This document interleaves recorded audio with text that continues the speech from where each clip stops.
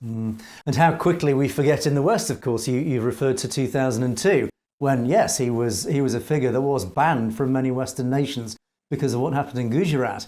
And yet now he's the leader and he's welcomed with handshakes and smiles in front of the world's cameras. Now, it does look likely that he is going to get another 5 years in term. It's likely that his party, the BJP, will win the elections again this year.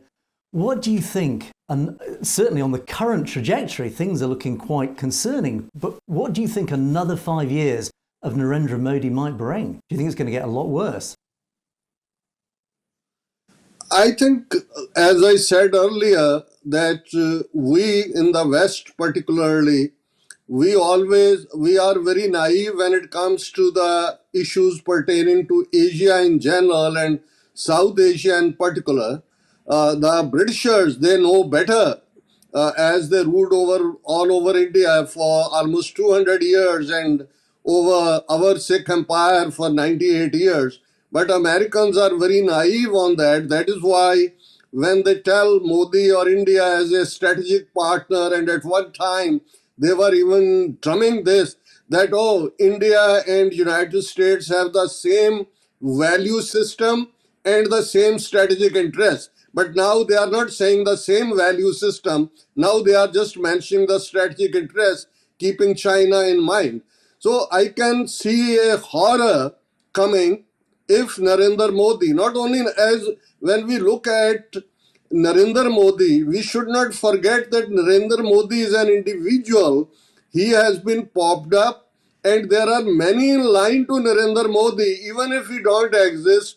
Still, this Hindutva ideology of RSS, with their headquarters in Nagpur, who have already prepared Amit Shah for that. Next in line is Adityanath Yogi, UP Chief Minister, who is today called Mr. Bulldozer Baba, as he is bulldozing Muslim homes, shops, businesses and everything.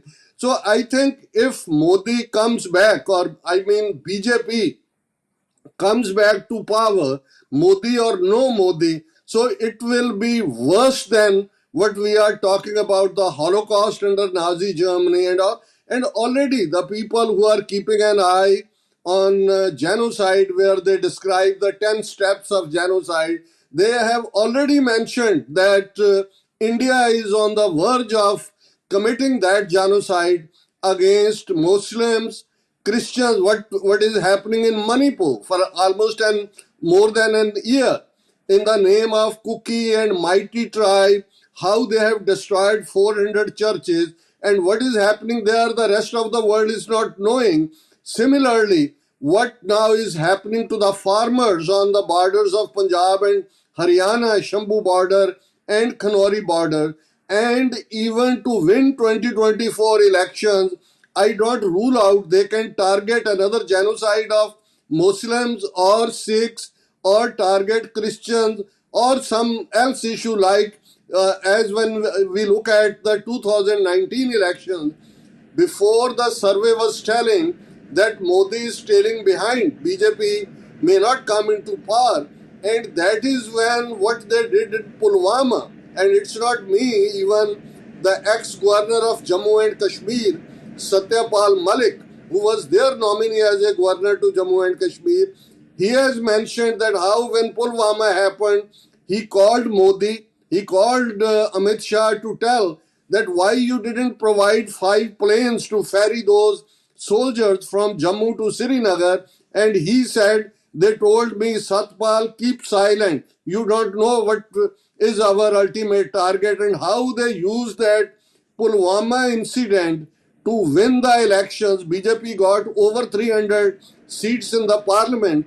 I am looking at that even before 2024 victory, even they can commit a bigger genocide of any one of the minorities, even to win that election, if they find that other issues, Ram Temple or G20 leadership or all other propaganda is not effective, then they won't hesitate to even commit a genocide to get the majority Hindu votes in the vote bank.